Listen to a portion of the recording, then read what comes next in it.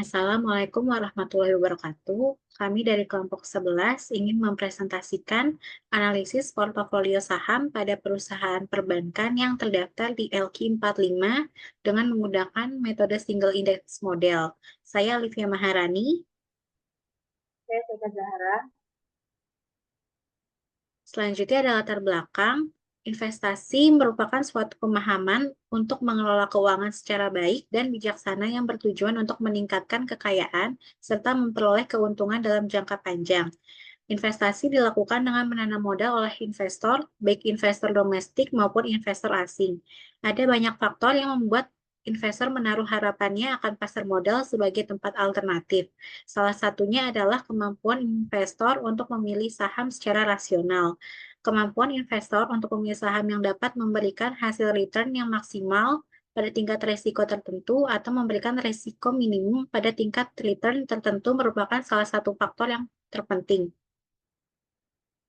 Lalu ada beberapa metode dalam menganalisis portofolio saham, salah satunya dengan menggunakan metode single index model. Single index model adalah teknik analisis yang memperkirakan return dari sebuah aset keuangan dengan mempertimbangkan hanya satu faktor yaitu indeks pasar. Model single index atau SI merupakan model yang dikembangkan oleh Sharpe dan pengembangan dari model Markowitz.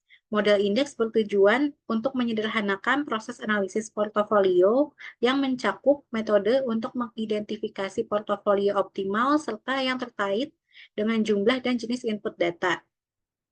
Pada penelitian ini, kami memilih perusahaan perbankan yang termasuk di indeks LQ45. Indeks LQ45 merupakan salah satu indeks harga saham yang terdapat pada Bursa Efek Indonesia.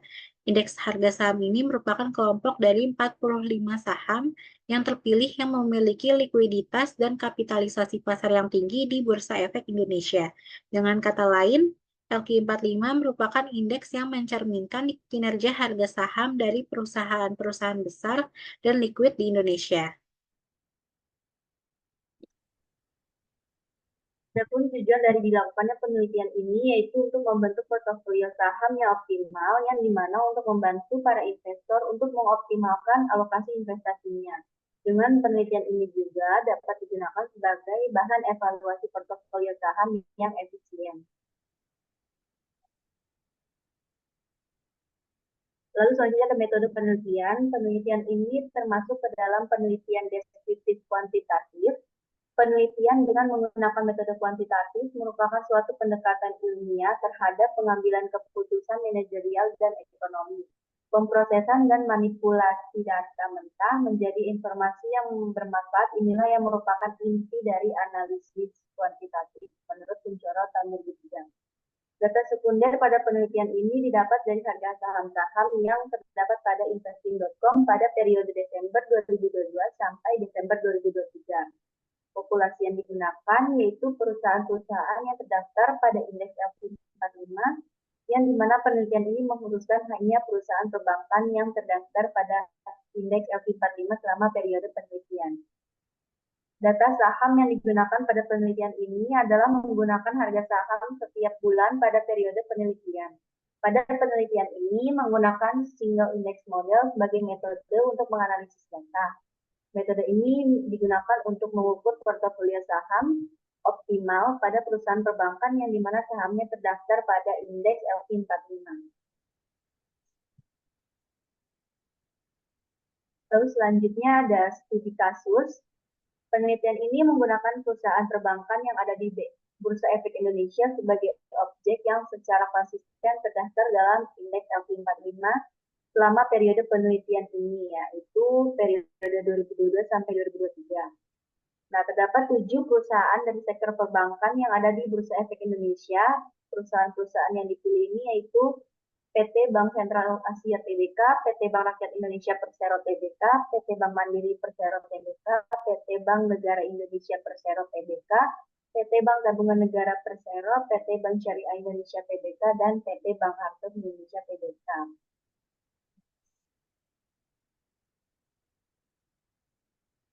Lalu berikut ini ada data-data harga saham pada perusahaan-perusahaan perbankan yang terdaftar dalam indeks LQ45 pada periode Desember 2022 sampai 2023.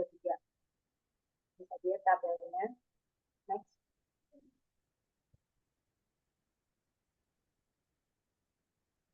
Dalam melakukan analisis portofolio saham dengan menggunakan metode single index model ini, yang pertama kali dilakukan yaitu menghitung return yang diberikan berdasarkan harga saham yang ada pada data. Nah, berikut ini hasil perhitungan return dari data harga saham. Ini hasilnya ada di tabel. Next. Nah, berdasarkan tabel, hasil return pada perusahaan perbankan berbeda-beda setiap bulannya. Hasil return tertingginya ini didapatkan oleh Arto di bulan November 2023 sebesar 1,03 sekian. Lalu hasil return terendahnya didapat oleh BNI di bulan Oktober 2023 sebesar minus 0,53 sekian. Lalu langkah kedua ini melakukan analisis Lalu langkah kedua dalam melakukan analisis portofolio saham dengan metode indeks model ini yaitu menghitung excess return dan menentukan expected risk free yang diperoleh dari mengurangi return dengan expected risk free sebesar 0,045 sekian. Nah, ini hasil dari excess return-nya. Next. Nah, berdasarkan hasil excess return-nya ini pada perusahaan perbankan ini berbeda-beda setiap bulannya. Hasil excess return tertingginya ini ada di Arto di bulan November 2023 sebesar 1,02 sekian. Dan hasil excess return terendahnya ini ada di BBNI di bulan Oktober 2023 sebesar minus 0,54 sekian.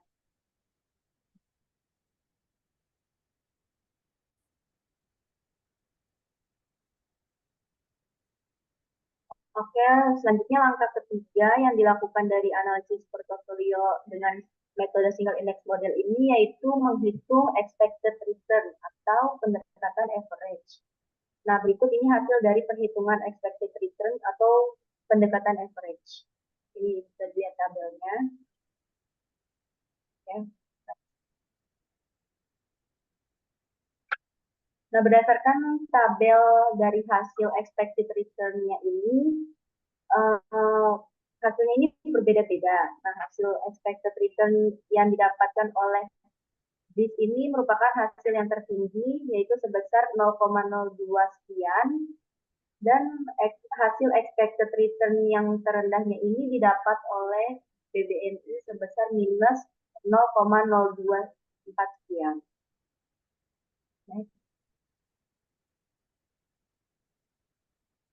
Lalu tahap berikutnya ini yaitu menghitung beta. Beta ini digunakan untuk menghitung excess return to beta dan juga diperlukan untuk menghitung cut off point.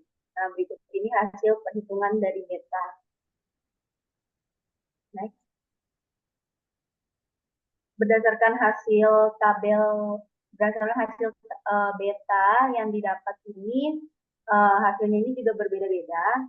Hasil beta yang tertinggi ini ada di Arto sebesar 4,92 sekian. Sedangkan di hasil beta terendahnya ini ada di BBTN sebesar 0,15 sekian.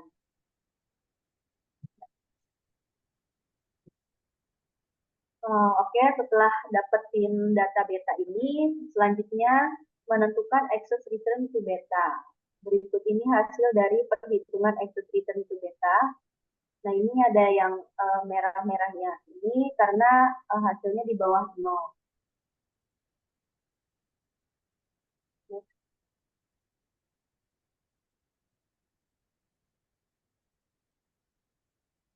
Nah, berdasarkan tabel hasil excess return to beta ini, hasil excess return to beta yang tertinggi didapat oleh BRIS sebesar 0,017 sekian, dan hasil excess return to betanya ini ada di BBTN sebesar minus 0,066 sekian. Next.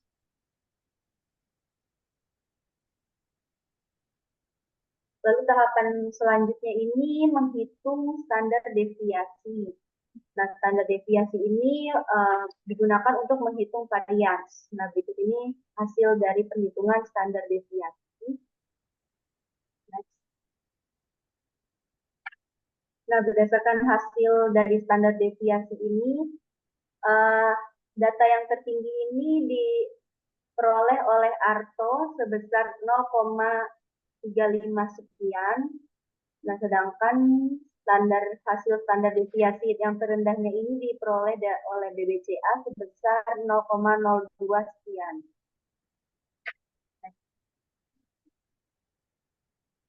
Nah, setelah mendapatkan standar deviasi, tahap selanjutnya itu menentukan varians. Nah, ini hasil dari perhitungan varians. Next. Nah, berdasarkan hasil dari varians ini, diperoleh hasil varians yang tertingginya ini ada di Arto sebesar 0,12 sekian, sedangkan hasil varians yang terendahnya ini ada di BBCA sebesar 0,000 sekian. Next.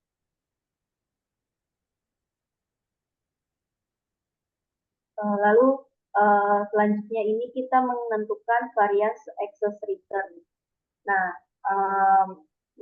untuk menentukan varians excess return ini, maka harus menentukan standar deviasi excess return terlebih dahulu.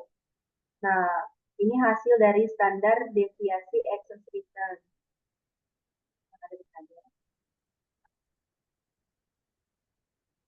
Nah, berdasarkan hasilnya, ini didapat hasil standar deviasi excess return-nya ini yang tertinggi ada di Arto sebesar 0,35 sekian, dan yang terendahnya ini ada di BBCA sebesar 0,02 sekian. Selanjutnya ada variance excess return. Setelah mendapatkan hasil standar deviasi excess return, maka selanjutnya adalah menentukan variance excess return. Berikut hasil perhitungan dari variance excess return. Berdasarkan tabel di atas, hasil variance excess return pada perusahaan perbankan akan berbeda-beda setiap bulannya. Hasil varian excess return tertinggi diperoleh oleh Arto sebesar 0,12 sekian, lalu hasil varian terendahnya diperoleh BBCA sebesar 0,00 sekian. Selanjutnya adalah menentukan A, B, C, Z, dan W. Sebelum menghitung Z, maka harus menghitung cut-off tertinggi. Dan sebelum menghitung W, maka harus menghitung sigma Z atau sum Z. Berikut hasil perhitungan cut-off tertinggi dan sigma Z. Cut-off tertinggi mendapatkan 0,004 sekian, lalu sigma Z mendapatkan 10,38 sekian. Selanjutnya, ini adalah hasil perhitungannya. Berdasarkan tabel di atas, hasil ABZ, ABCZ, dan W pada perusahaan perbankan berbeda-beda. Hasil A tertinggi diperoleh BMRI sebesar 6,99 sekian, lalu hasil terendahnya diperoleh Arto sebesar 0,63 sekian. Selanjutnya hasil B tertinggi diperoleh BBCA sebesar 495,20 sekian, lalu hasil B terendah diperoleh Arto sebesar 189,38 sekian.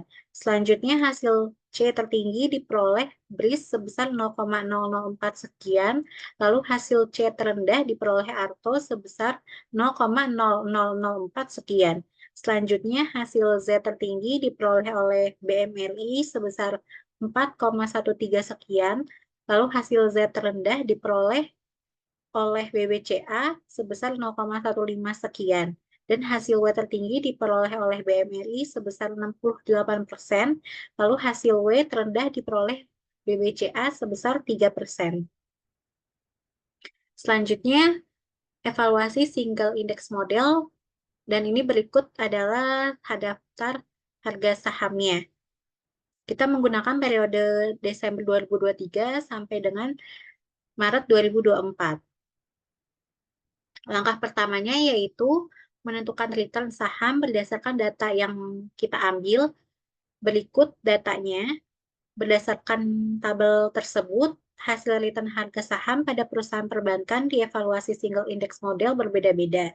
Hasil return harga saham tertinggi diperoleh BRIS sebesar 55,75%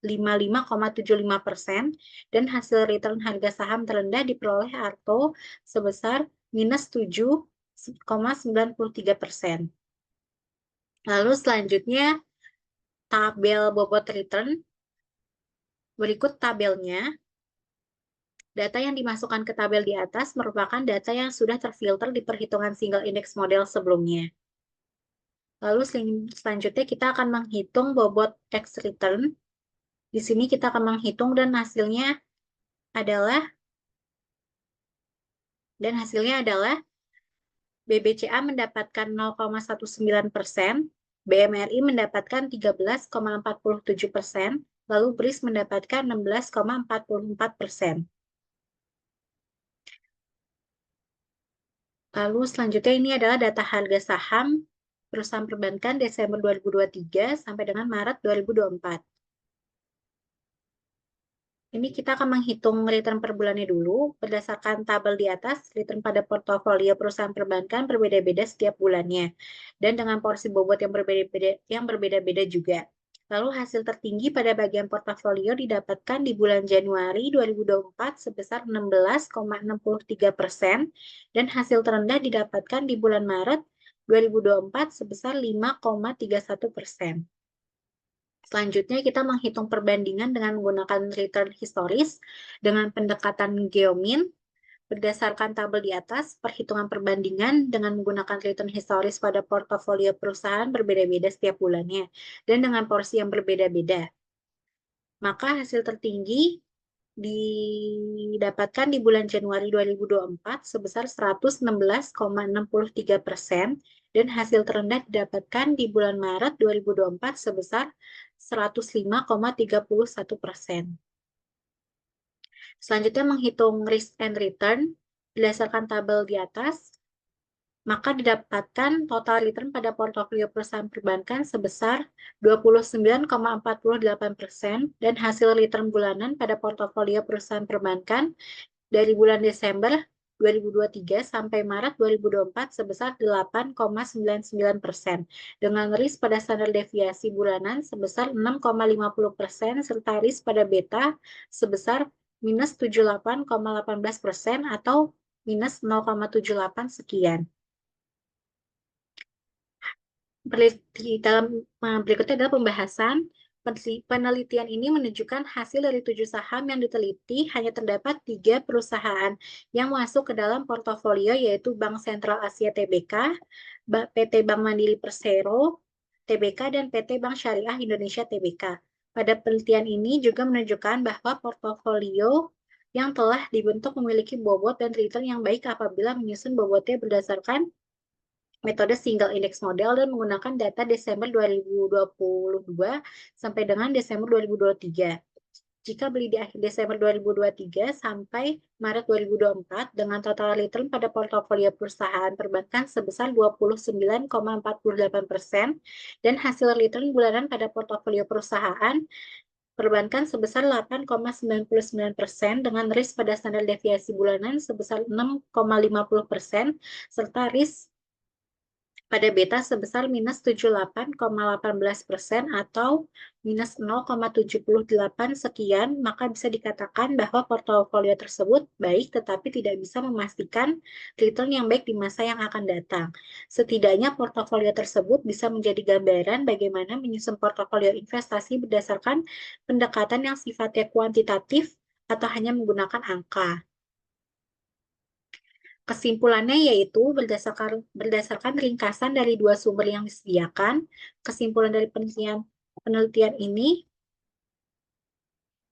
adalah pembentukan portofolio saham berdasarkan single index model akan menghasilkan portofolio dengan bobot dan return yang baik berdasarkan data dari Desember 2022 sampai dengan Desember 2023. Penelitian ini memberikan gambaran tentang bagaimana menyusun portofolio investasi berdasarkan pendekatan kuantitatif, terutama dalam konteks perusahaan perbankan yang termasuk dalam indeks LQ45. Penelitian ini memberikan wawasan yang berguna bagi investor dalam membentuk portofolio saham yang optimal berdasarkan pendekatan kuantitatif. Namun tetap perlu diingat bahwa investasi selalu melibatkan risiko dan perlu dilakukan manajemen risiko yang baik. Sarannya yaitu untuk penelitian selanjutnya yaitu disarankan dapat menambah periode dari data harga saham sehingga nantinya dapat memperlihatkan hasil perhitungan dan evaluasi single index model yang lebih baik dan jelas.